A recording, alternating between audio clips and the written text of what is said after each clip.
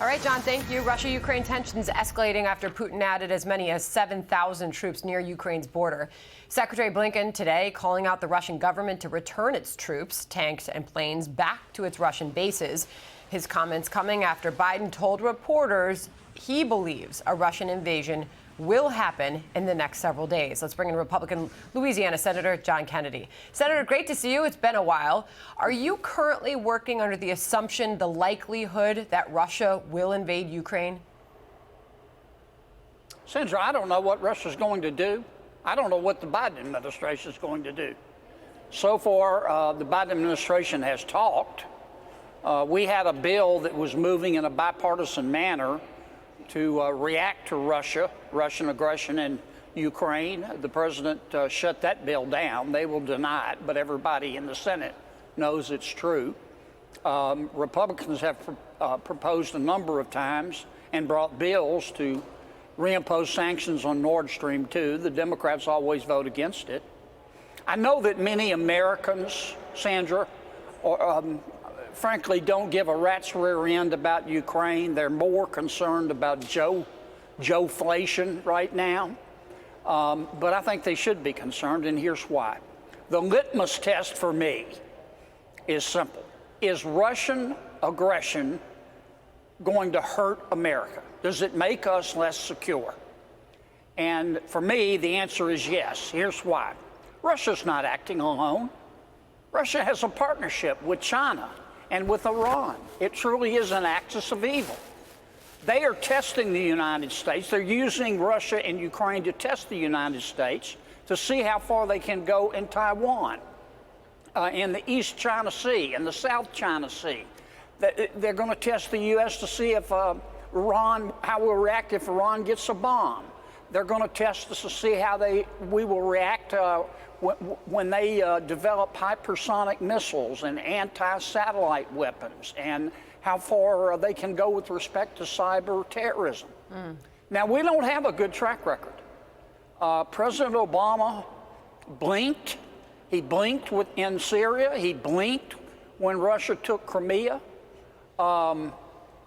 President Biden, or Vice President Biden, was there the whole time. President Biden blinked with respect to Afghanistan. And that's what this is all about. After this is over, whether they invade or not, will Putin and China and the Ayatollah in Iran walk away and say, well, we figured out President Biden. He's Bambi's baby brother. The issue is, will they walk away and say, well, we don't understand how President Biden walks without a spine?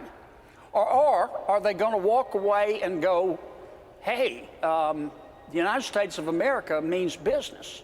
All right, and they understand that weakness invites the wolves. When it comes to business, the American people are dealing with skyrocketing prices. I just heard you call the ongoing situation Joe-flation. Had not heard that before. But the press secretary was asked yesterday at the White House, Jen Psaki, what we are doing about these skyrocketing oil, gasoline, heating oil, everything energy related has gone up. Here is the solution the White House is offering. Listen. We have been in touch with allies and partners, suppliers out there on the global stage for weeks now in preparation for a range of impacts of, in anticipation of an invasion or actually an impact of an invasion, both for natural gas and oil prices on the market. As I've said, and I said yesterday, for the president, all options remain on the table. Senator, you come from energy-rich Louisiana. We've got tons of resources. So why is the White House and Jen Psaki talking about being in touch with allies and partners, suppliers on the global stage to bring down prices when we can increase production here at home and bring those gas prices down sooner than later? I heard Ms. Psaki's remarks. Isn't that special? Isn't that special? For fully over a year, President Biden and all of his appointees have had a frontal assault on the oil and gas industry.